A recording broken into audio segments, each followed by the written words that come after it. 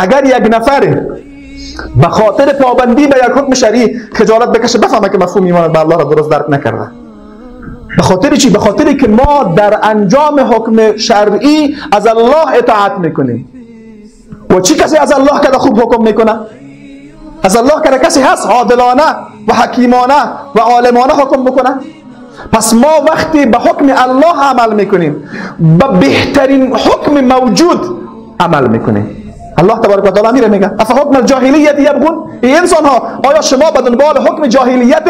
هر حکم مخالف حکم الله حکم جاهلیت است. و من احسن من الله حکما لقوم یوقنون. از الله که چی کسی حکم زیبا میکنه؟ از الله که چی کسی حکم نیکو میکنه برای قومی که یقین داشته باشن. پس وقتی یک نفری به عنوان مؤمن حکم الله را انجام بده، روحیه موجود در ذهنش چی باشه؟ آیا روحیه ذلیلانه باشه و از انجام حکم الله خجالت بکشه؟ اگر یک نفر ولو حکم الله را انجام بده و نوع خجالت و ترس در قلبش بوده باشه، مفهوم ایمان به الله را درک نکرده.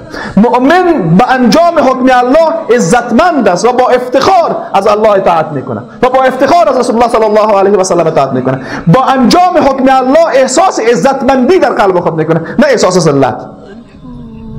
و اگر یک نفر ولو حکم الله را انجام بده و از انجام حکم الله بترسه و خجالت بکشه، مؤمن به معنای واقعی کلمه نیست. و بس از انسان همین حالت دارن، متدینین ما همین حالت دارن.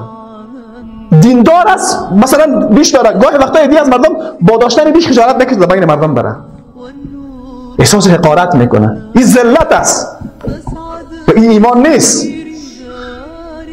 شما ببینید مردمانی که مخالف حکم الله عمل میکنن، پیروان علنی شیطان، بسیار به افتخار میآیند در تلویزیون در رسانه میشینه و از پیروی از شیطان افتخار میکنن.